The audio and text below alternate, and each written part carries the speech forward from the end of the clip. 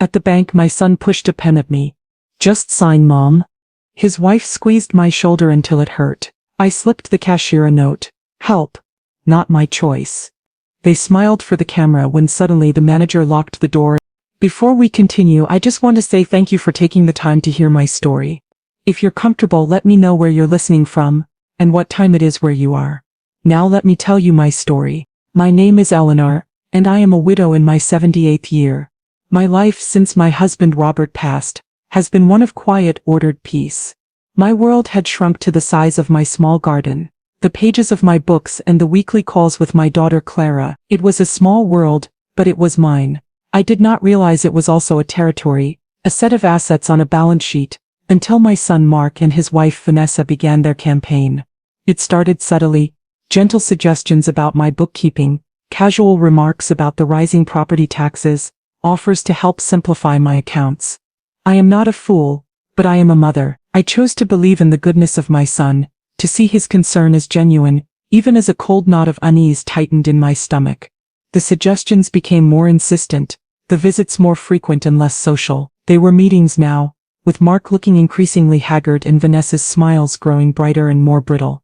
The morning they drove me to the bank was the culmination of weeks of this soft, suffocating pressure. The car smelled of Vanessa's perfume, an expensive cloying scent that seemed to suck the air from my lungs. She had insisted on driving, with me in the passenger seat and Mark in the back, a silent, miserable presence. The pop music she played on the radio was jarringly loud, a frantic, cheerful soundtrack to my mounting dread. "It's for the best, Eleanor," Vanessa said, reaching over and patting my knee with a hand that felt like a claw. "Once this is all sorted, you won't have to worry about a thing. Mark can handle everything for you." I looked at my reflection in the side window. I saw a frail-looking old woman with frightened eyes. Robert had always handled the finances.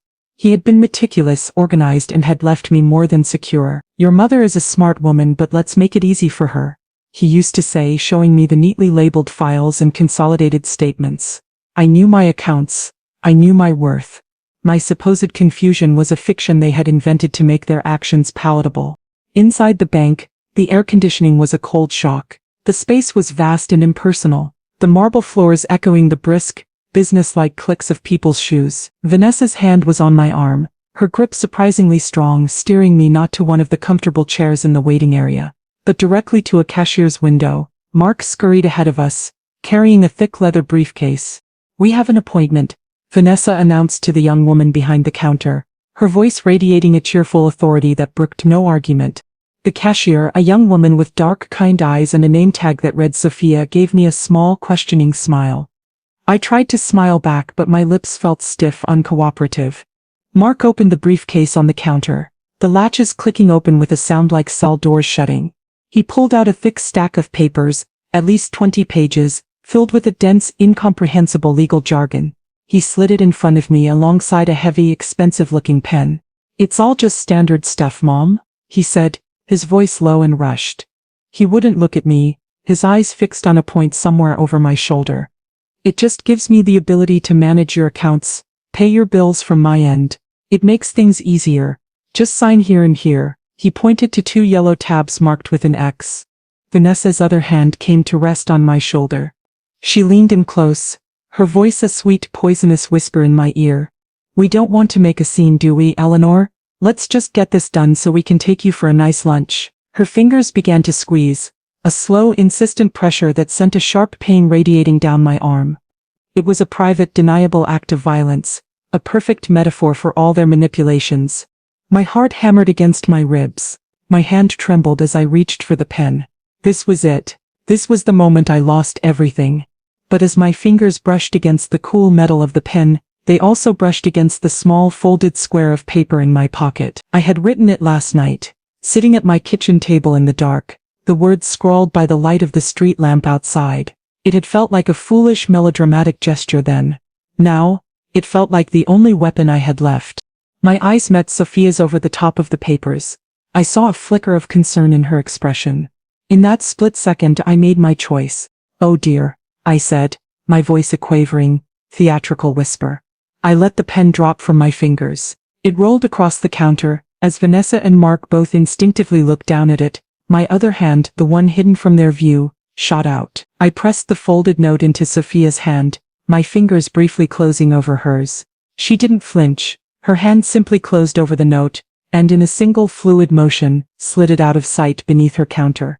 "There now, sweetheart. Don't you worry," Vanessa said, her voice dripping with false concern as she retrieved the pen. She smiled brightly towards the small black dome of the security camera on the ceiling. "We're right here to help you." Mark forced a pained smile for the camera as well.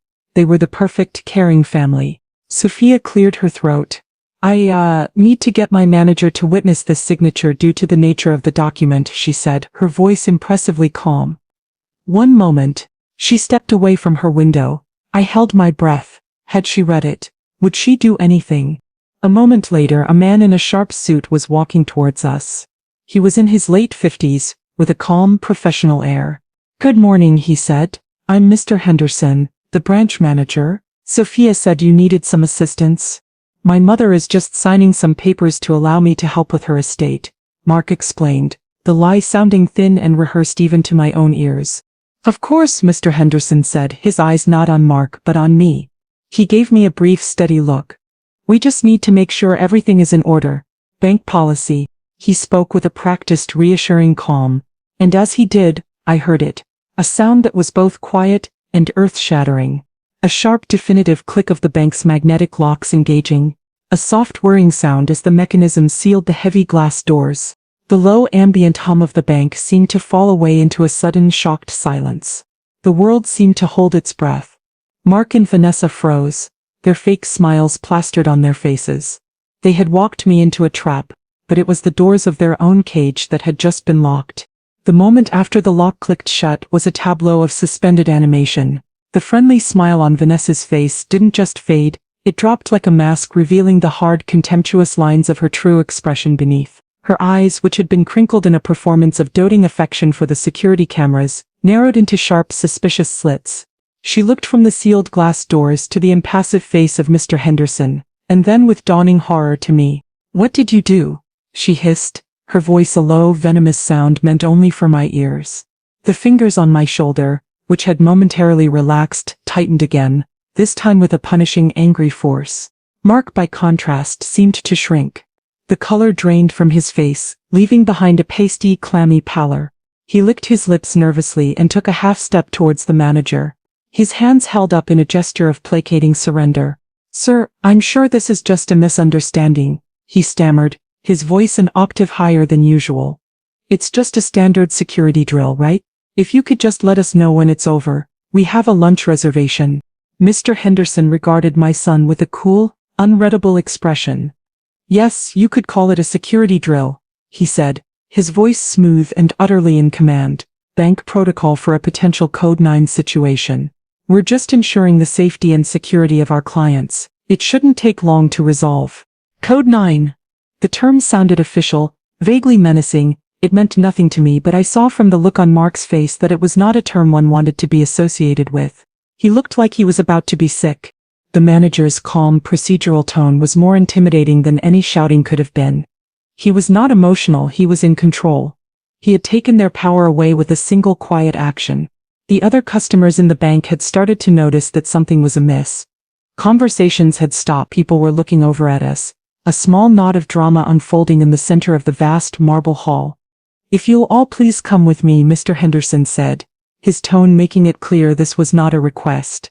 He gestured with an open hand towards a glass-walled office that stood in the center of the bank floor like a fishbowl. "We can sort this out in the privacy of my office." The walk to that office was the longest of my life. I felt 100 pairs of eyes on us. I was no longer an invisible old woman. I was the epicenter of a public spectacle. Vanessa's hand was still on my arm, but her grip was now less about intimidation and more about preventing me from bolting, holding me as a hostage to her own failing plan. I could feel the furious vibrating tension in her body. Mark trailed behind us, looking like a schoolboy being marched to the principal's office. I felt a dizzying, terrifying cocktail of emotions. I was frightened of what was to come, of Vanessa's inevitable rage. But beneath the fear there was a small, unfamiliar flicker of something else. Power. For weeks I had been a passive victim in their quiet, domestic campaign of coercion. Now, with one small, desperate act, I had changed the venue. I had moved the battle from the privacy of my home to this public, regulated space. Their private manipulation was about to be exposed to the bright, unforgiving light of day. The office was exactly as it appeared from the outside, a cage of glass. Mr. Henderson held the door for me and I stepped inside, my legs feeling unsteady. Mark and Vanessa followed. The manager closed the door behind us, the soft click muffling the ambient sounds of the bank. We were separated from the world, yet on full display to it. Mr. Henderson's professionalism was a shield, a wall against which Mark's frantic explanations and Vanessa's simmering rage were useless. He sat behind his large tidy desk and looked at us, his expression calm and unreadable.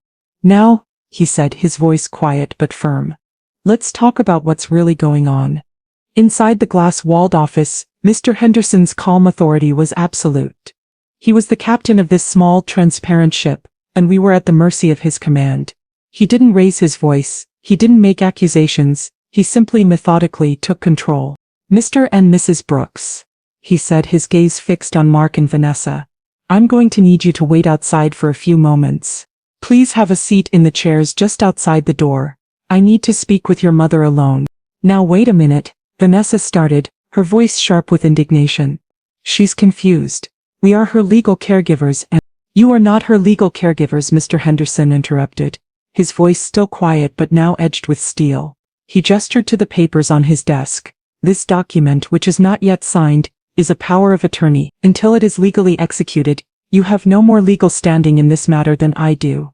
In fact, as her banker of 27 years, I likely have a more established fiduciary responsibility. Please wait outside." The cool factual dismissal left Vanessa speechless. She shot me a look of pure venom before turning on her heel and stalking out of the office. Mark, looking utterly defeated, mumbled a weak apology and followed her, closing the door behind him. Through the glass I watched them. It was a surreal experience, seeing my son and his wife as outsiders, their frantic whispered argument, a silent movie playing out for my benefit. Vanessa was rigid with fury, her hands gesturing wildly. Mark was a mess, his shoulders slumped, running his hands through his already disheveled hair. He looked trapped, and I realized with a pang of sorrow that he had been for a very long time, caught between his conscience and his wife's ambition. Mr. Henderson turned his full attention to me. He swiveled his chair so that he was facing me directly, creating a small private space between us. "Eleanor," he said, using my first name for the first time in all the years I had banked there. His voice was gentle. "Take a deep breath. You are safe here. Can you tell me what happened? In your own words." The simple act of being addressed with respect, of being asked for my own story, was enough to break the dam of fear and confusion I had been holding back for weeks. The words didn't come out in a flood. They came in a quiet, shaky torrent, punctuated by trembling breaths. I told him everything. I told him about the subtle pressure, the way they made me feel foolish and forgetful. I told him about their mounting financial troubles, which they spoke of in hushed, urgent tones when they thought I couldn't hear. I told him about the documents they had put in front of me, admitting I didn't understand the legal language but that I knew in my gut it was wrong. I told him about Vanessa's hand on my shoulder, about the fear of saying no, the fear of what they might do. I was so scared, I whispered, my voice cracking. I didn't know who to turn to. He listened without interruption, his expression never changing from one of calm, focused attention. He didn't offer platitudes or easy reassurances. He simply listened, and in doing so he gave me the greatest gift he possibly could. He believed me. The simple, profound act of being validated was like a balm on a raw wound. When I finished, he nodded slowly. "You did the right thing, Eleanor," he said. Passing that note took a great deal of courage. He picked up the receiver of his desk phone. "I need to make a phone call now. It's bank protocol. I'm going to contact our corporate security and fraud department. They have a direct liaison with the local police department, who specializes in these matters. It's all very discreet, but I want to be clear, this is no longer just a family dispute. You are alleging coercion, which is a serious crime." I watched as he made the call, his voice low and professional, relaying the essential facts of the situation. My mind was a whirlwind. A crime. The police. It all felt so unreal. I looked out through the glass at my son who I had held as a baby, whose scraped knees I had bandaged, whose report cards I had treasured. He was now on the other side of a wall of glass, about to be embroiled in a criminal investigation that I had initiated. Beneath my fear, a sharp, bitter wave of grief washed over me. No matter what happened next, my family, as I had known it, was broken forever. The wait for the police to arrive was the longest 10 minutes of my life. I remained in the office with Mr. Henderson, a silent, protective barrier between me and my son. Mark and Vanessa continued their tense, silent argument in the chairs outside. The rest of the bank operated in a state of suspended animation, the tellers serving customers with a forced professional calm, but everyone was aware of the drama unfolding in the glass fishbowl. The arrival of the police was not the loud, siren-blaring affair I might have imagined from television. It was quiet, efficient, and deeply intimidating. 2 uniformed officers entered, their presence immediately changing the atmosphere of the bank from one of awkward tension to one of serious official gravity. One was a large, stoic-looking man, the other was a woman in her 40s with a calm, intelligent face and a compassionate but no-nonsense air about her. She was the one who approached the office. Mr. Henderson met her at the door. "Officer Diaz," he said with a nod of recognition. "Thank you for the prompt response."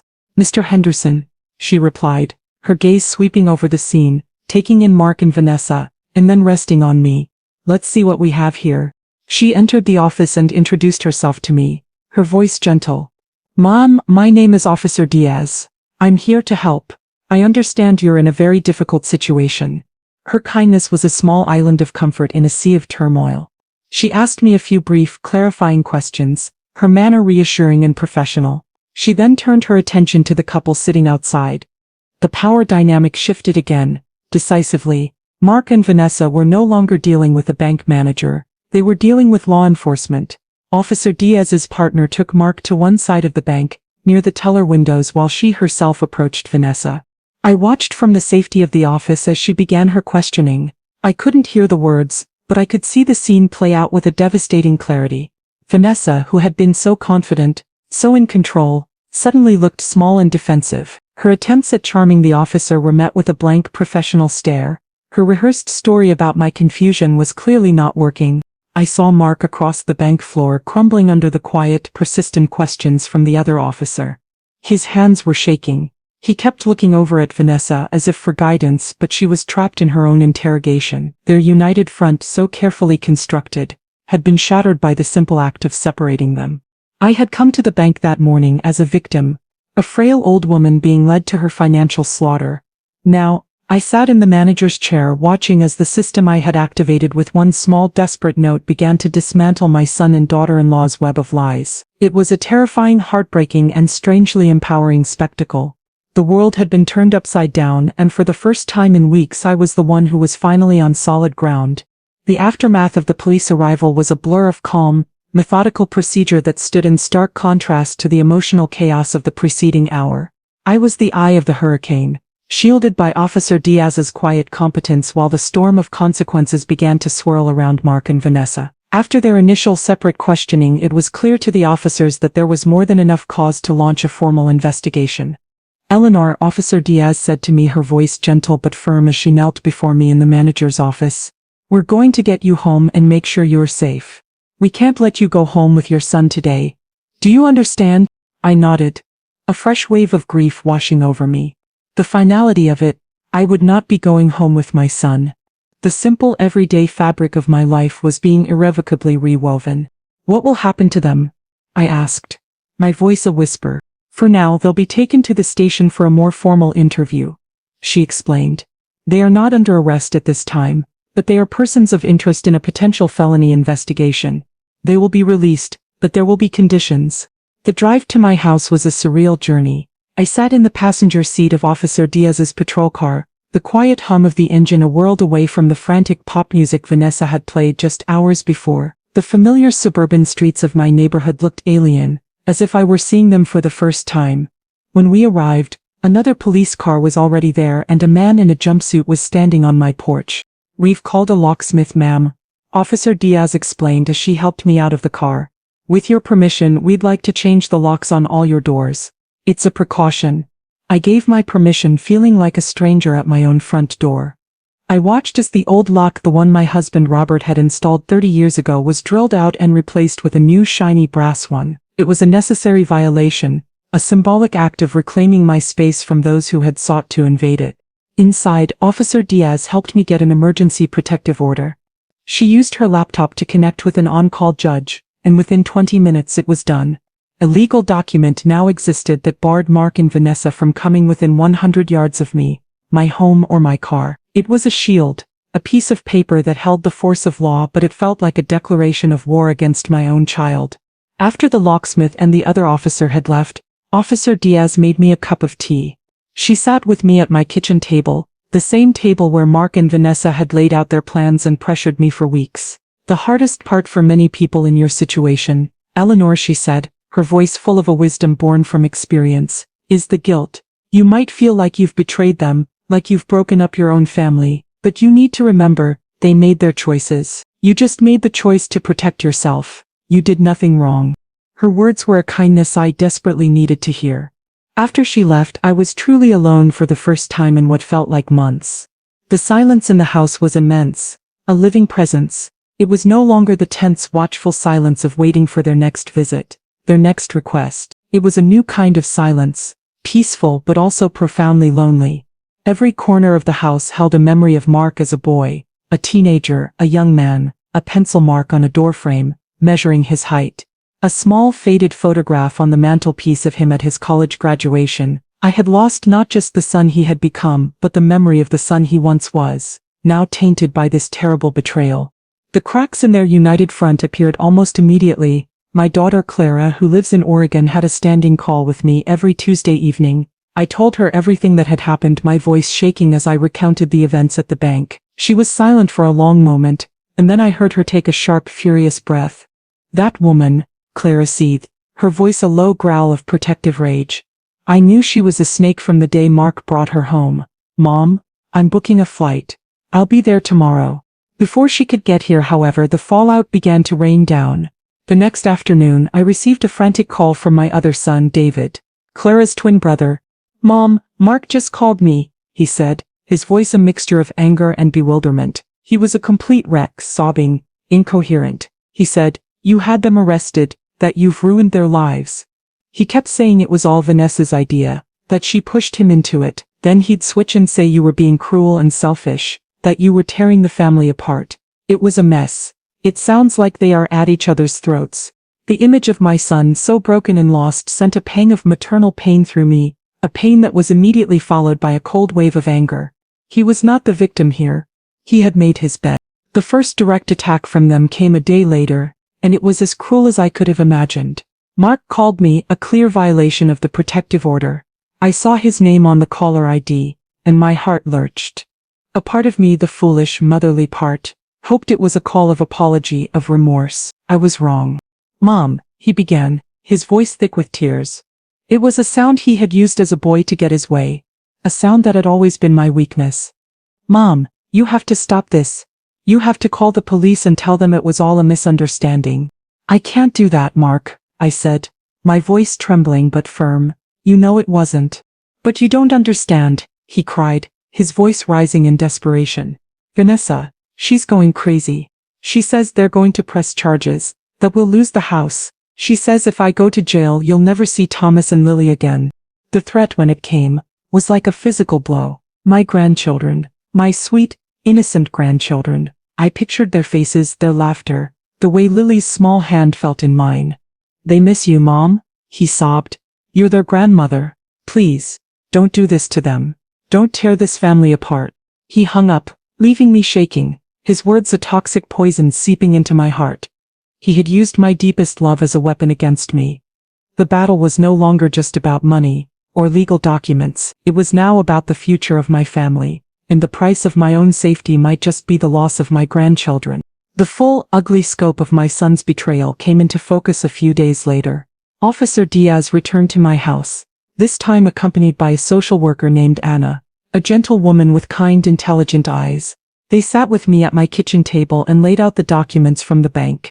Eleanor, we've had our financial crimes unit analyze these papers, Officer Diaz began, her tone serious. We wanted you to understand exactly what you were being asked to sign. I thought I knew. I had assumed it was a loan application, or perhaps a document giving Mark access to one of my accounts. The reality was far more sinister. Anna slid the top document in front of me. pointing to the title at the top of the page. "This is an irrevocable power of attorney," she explained softly. "This wouldn't have just given Mark the ability to pay your bills. It would have given him, and by extension his wife, total and complete control over every aspect of your life. He could have sold your house, liquidated your investments, changed your will, even made medical decisions for you. And the irrevocable part means you could never have taken that power back without a lengthy, expensive court battle." I stared at the dense block of text, my blood running cold.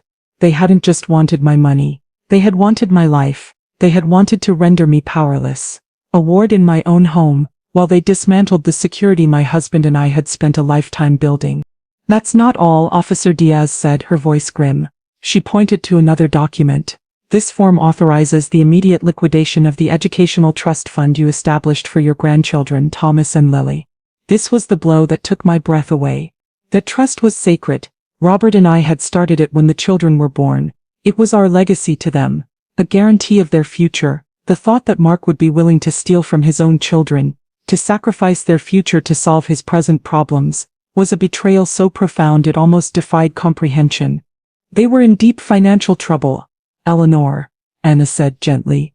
"We've looked into their finances. A high-risk business venture of Vanessa's failed and they've been hiding massive debts for almost a year.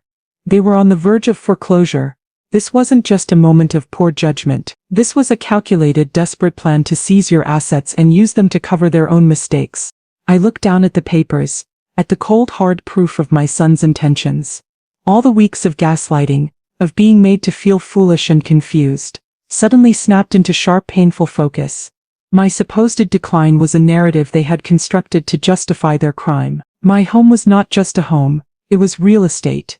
My savings were not a nest egg, they were a bailout. And I, their mother and grandmother, was not a person to be loved and respected, but an obstacle to be managed and ultimately erased. Officer Diaz's words about guilt from her first visit came back to me. In that moment, sitting at my sun-drenched kitchen table, any vestige of guilt I might have felt vanished, burned away by a cold, hard wave of anger. This was not a family dispute that had gotten out of hand. This was a calculated attack, and the threat to use my grandchildren against me was not the desperate plea of a loving father, it was the tactic of a hostage-taker. My resolve, which had been wavering under the weight of Mark's emotional blackmail, solidified into something as hard and unyielding as granite. This was no longer just about protecting myself, it was about protecting the future of two innocent children from the greed and cowardice of their own parents. I would not back down. I would not drop the charges. I would see this through to the very end. The days that followed were a strange mixture of legal maneuvering and quiet solitude. My daughter Clara arrived like a force of nature, a whirlwind of protective fury. She immediately took charge, her practical no-nonsense energy a welcome antidote to the chaos. She had my husband's clear-headedness, and I had never been more grateful for it. She handled the calls from lawyers, she organized my paperwork, and she acted as a fierce, unbreachable wall between me and the outside world. Her presence did not, however, stop the family schism from deepening. The conflict was a fault line that ran straight through our history, splitting us into factions. Clara's first phone call with Mark was a blistering, ugly affair. I could hear her voice from the other room, low and furious, and I could imagine my son on the other end, weeping and making his pathetic excuses. "Don't you dare try to blame Vanessa for this, Mark," I heard her say, her voice dripping with a lifetime of sibling frustration. "You stood there, you held the pen, you let her do this to our mother. You are a grown man and you made a choice. And now you have to live with it." The call ended with Clara telling him, in no uncertain terms, that he was to have no further contact with me, and that she would be his only point of contact from now on. The line between my sons had been drawn in stone. My other son David, who was quieter and more reserved than Clara, was equally devastated. He called me every night, his voice filled with a pained disbelief.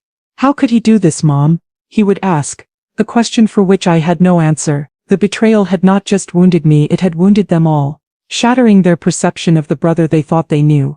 In the midst of this family turmoil, I received an unexpected visitor. Mr. Henderson, the bank manager, called first to ask if it would be all right for him to stop by. He needed to provide a formal witness statement for the police, and he offered to come to my home to save me the trip. I agreed, grateful for the small kindness. He arrived on a Saturday afternoon, dressed not in his severe bank suit, but in a casual sweater and slacks. After he had finished with the official business, signing his statement with Officer Diaz, who was also present, he lingered.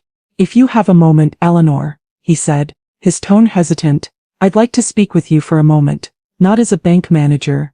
We sat on my back porch, overlooking the garden Robert had so lovingly tended. For a long moment he was silent, looking at my rose bushes. "My father," he began finally, his voice quiet. "He was a lot like you, independent, sharp, proud. After my mother passed, he got lonely. He made a new friend, a charming widow who moved in down the street. We all thought she was wonderful. She brought him casseroles, took him to his appointments, and over the course of a year she scammed him out of his entire life savings." I listened, my heart aching for this kind, quiet man. "We found out too late," he continued, his eyes distant with the memory. "By the time we realized what was happening, the money was gone, and so was she. The hardest part was the shame. My father was so ashamed that he had been fooled, that he had let it happen. He never really recovered from that. It wasn't the loss of the money that broke him. It was the loss of his trust, his dignity." He turned to look at me, his gaze direct and full of a deep, empathetic understanding. "These people, whether they're strangers or your own family, they count on that. They count on us being too polite, too embarrassed or too scared to make a scene. What you did in that bank, Eleanor, writing that note, taking that risk, that was an act of incredible bravery. You didn't just save your money, you saved your dignity. Please don't ever forget that." His words and the quiet personal story behind them were a profound gift. He had seen past the specifics of my situation and understood the universal ugly mechanics of elder abuse. He was not just a witness in my legal case.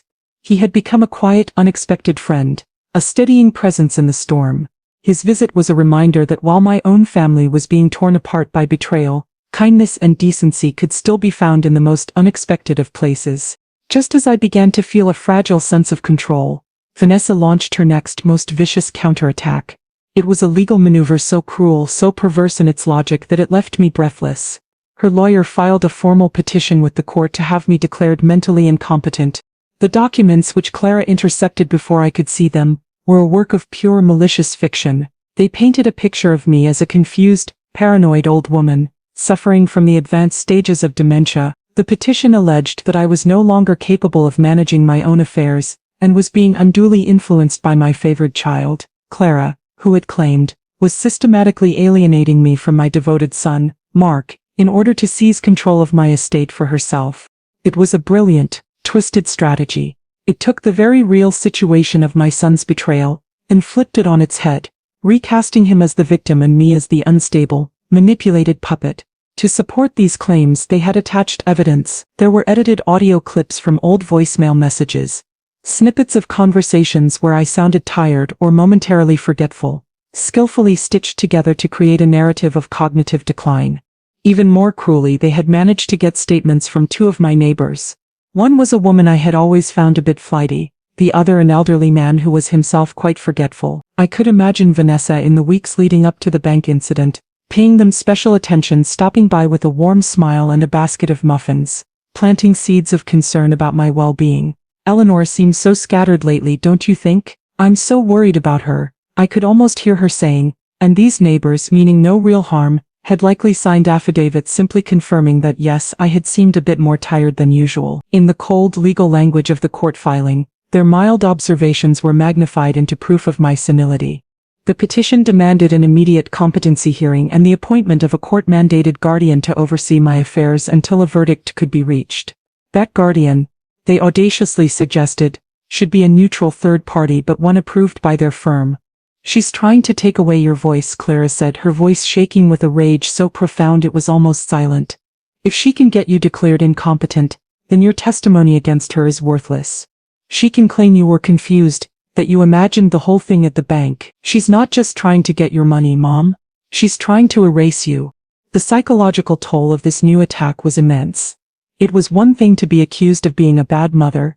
It was another to have my very sanity, my perception of reality, put on trial. I began to second-guess myself. Had I forgotten a conversation? Did I sound confused on the phone? Vanessa's poison was insidious. It made me question my own mind just as she had been trying to do for months. While we were reeling from this new legal assault, the police investigation was quietly bearing fruit.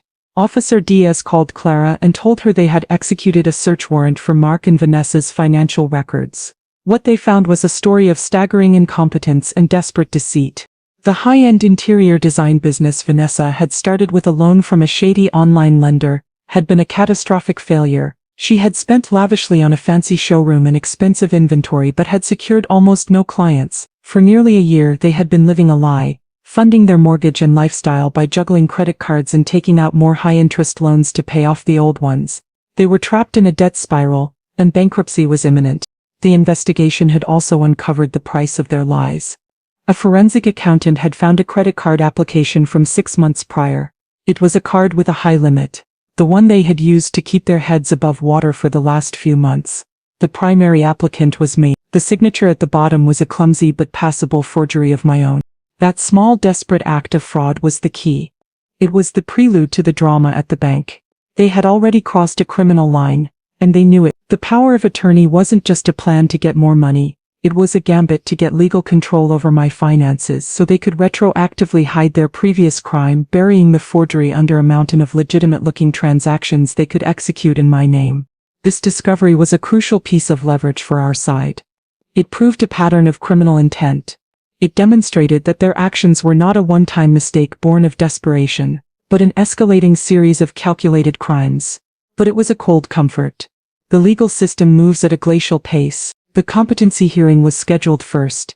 Before I could be a witness against them, I first had to prove to the court that I was a reliable narrator of my own life. The day of the competency hearing was the day I had been dreading most. It felt like the ultimate violation, a public trial of my own mind. I sat in the sterile, imposing courtroom, a place that felt a universe away from my quiet life, and listened as a lawyer I had never met, a man hired by my son's wife, stood before a judge and methodically attempted to dismantle my reality. He presented the edited audio clips, my own voice sounding tired and disjointed, a caricature of senility. He read the statements from my neighbors, their mundane observations twisted into a diagnosis of my decline. He painted a picture of me as a confused, vulnerable old woman, easily swayed by my scheming daughter, Clara. I sat there, my hands clasped tightly in my lap, and felt a strange sense of detachment, as if I were watching a play about someone else's life. I saw my grandchildren Thomas and Lily in the hallway during a brief recess.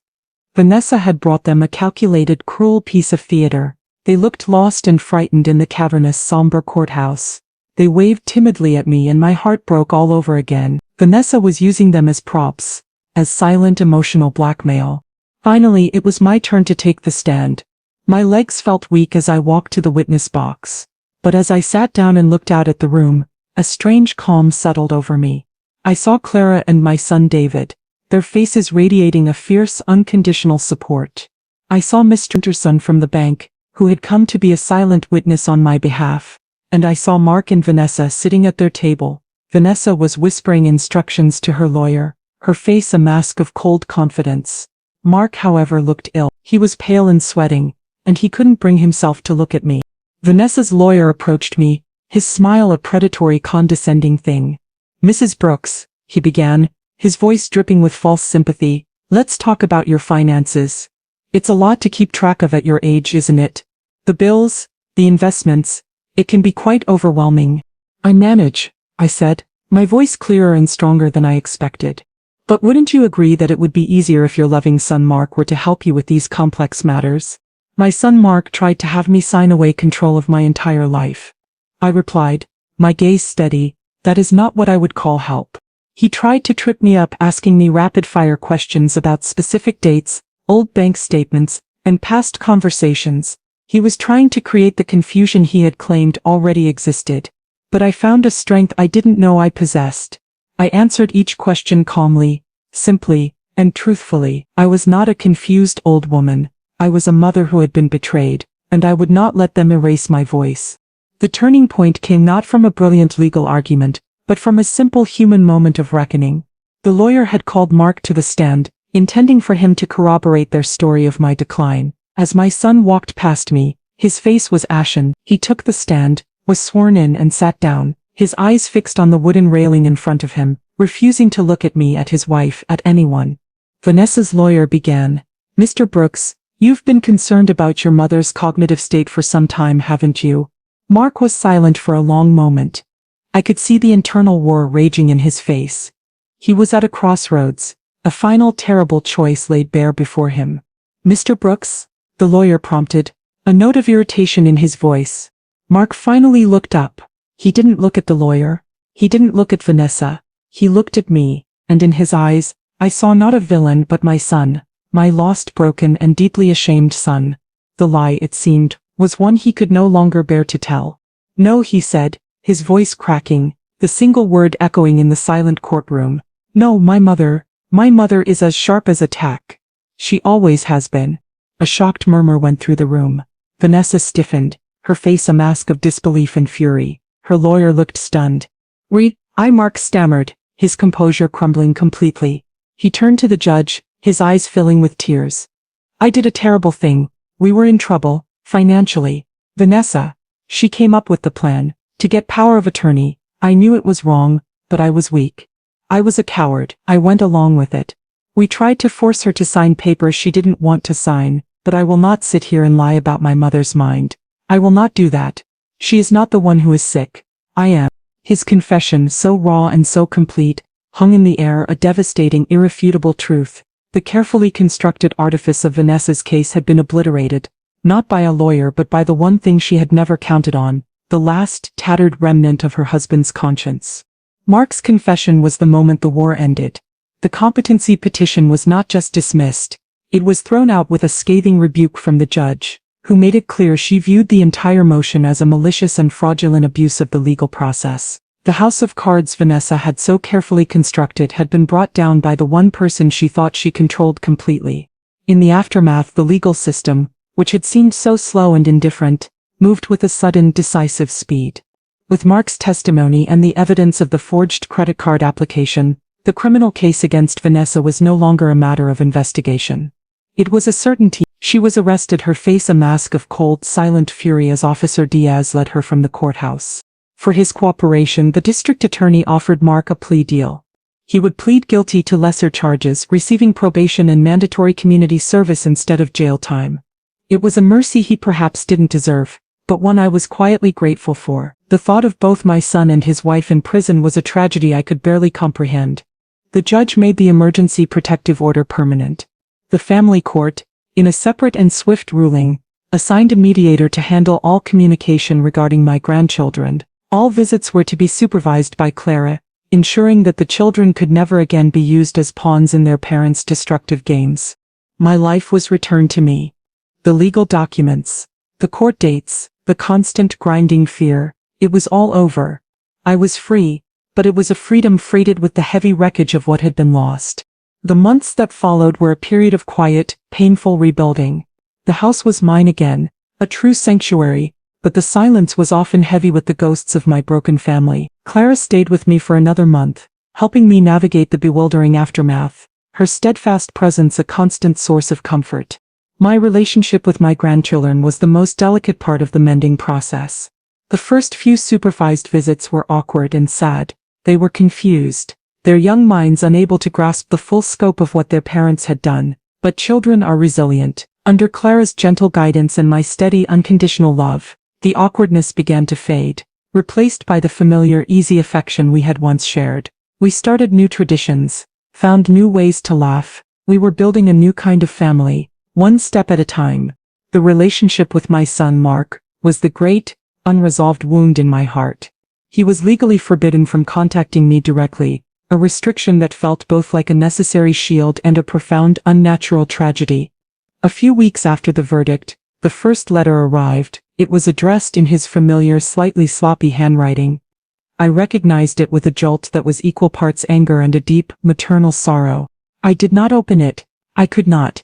I put it in a small wooden box on my mantelpiece, the one where I kept old important papers. Another letter came a few weeks later, and another after that. He was in therapy, Clara told me.